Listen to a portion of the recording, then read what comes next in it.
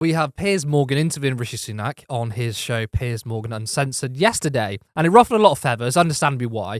If you haven't seen the full interview, I get it because it's Rishi Sunak and Piers Morgan, but there was a particular part of the interview which really pissed people off, where Piers Morgan bet Rishi Sunak £1,000 that he couldn't send a single refugee to Rwanda. Have a quick look first. I'll bet you £1,000 to a refugee charity you don't get anybody on those planes before the election. Will you take that bet? Well, I want to get the people on the planes, right? Of course I want to get the people on the planes. £1,000. Right? I want to get the people on the planes.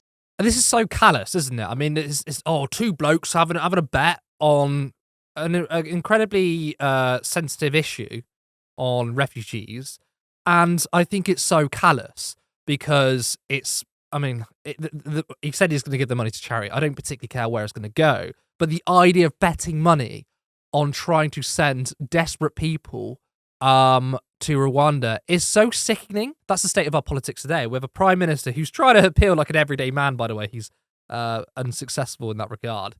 Having a chat with a mainstream media pundit on how quickly you could be on your crawlness, which is absolutely disgusting. And this is as much as a metaphorical handshake as well as a physical one, because you've got essentially a politician and a media pundit manufacturing consent. The problem with the mainstream media's response to the Rwanda policy is, yes, they've scrutinised the government on the specifics of the policy, whether it's workable. Then they platform the opposition and they'll say, well, this isn't quite workable, or this needs to be done, this isn't effective, you're managing this wrong. And you have to pull yourself back for a second and think, there is no media response in terms of, well, why are you doing this policy in the first place? Isn't this just immoral?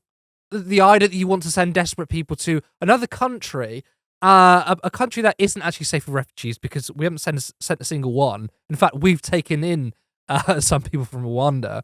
It just shows how ridiculous it is. But why isn't the mainstream media saying we're probably heading into election this year? Cost of living is still an issue. Rents are high. Mortgages have skyrocketed. We have an energy crisis. All these domestic issues that the majority of people care about. And you want to make this your policy? There's none of that from the media. And that's the thing. This government has made this Rwanda policy their flagship policy. It is absolutely insane to me. And in fact, no one was talking about the Rwanda refugee policy before the Tories brought it up. So they actually manufactured consent for this policy by just simply talking about it, and the media have amplified it, or rather the media haven't offered a proper rebuttal, which is why, why I'm doing this is because I hate the mainstream media so much. The mainstream media don't engage in proper journalistic integrity. They say they follow the story, rather they help manufacture the story along with the government. I mean, the whole point of the media is to hold power to account, but in our country, we have one of the worst media in the Western world. They're often in cahoots with each other. So I think that's an indictment on both our politicians and the media.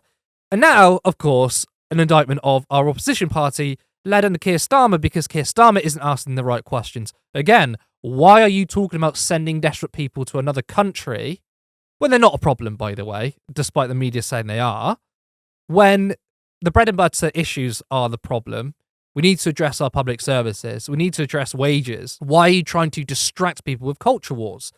But no, the Labour Party are also engaging in this. And they're engaging in it because, look, one thing that Jeremy Corbyn did successfully do, and I know people will make a meme about, oh, we won the argument. Unironically, part of that is true, because when he stood for leader, he said, I want to widen the debate. And that is so true, because before 2015, you had the Tory party talking about austerity. You had the Labour Party talking about austerity light.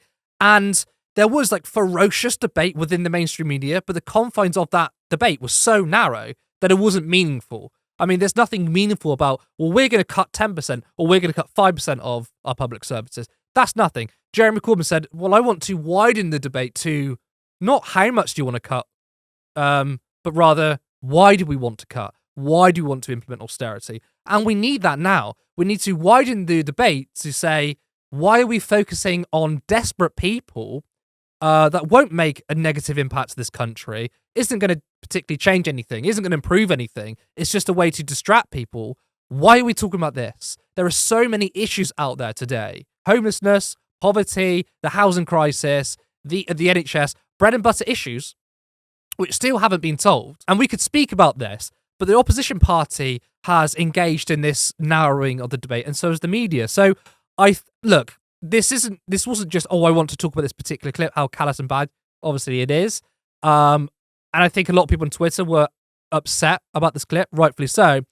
But the reason why I brought this thing up is because I wanted to talk about the wider issue, which is the manufacturing consent from politicians and our media, the right was drift in our political debate, the engagement in culture wars, and a lack of opposition to this madness. Obviously, you can't put that all in one tweet, which is why the argument I'm making right now probably hasn't been seen on Twitter that much.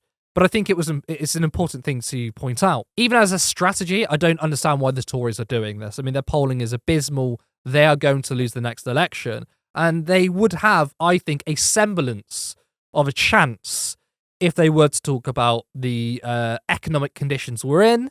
Although I suppose that's hard to talk about since they've been in power for 14 years. To then talk about the economy and say, we're going to prove your lies, well, they had a chance to do it. So that's probably why they're pivoting to culture wars, because, in fact, they are, because they have nothing to say on the economy.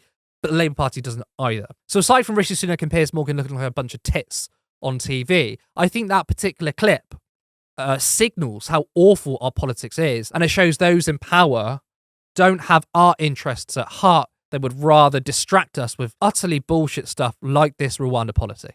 If you enjoyed this video, make sure you like and drop a comment. It's good for the algorithm, and I'm interested in what you have to say. If you're not already subscribed, please do, and hit the notification bell. You can also support this channel by becoming a member for 99p per month. And if you're feeling a little more generous, then you can support us on Patreon for £3 or £5 per month.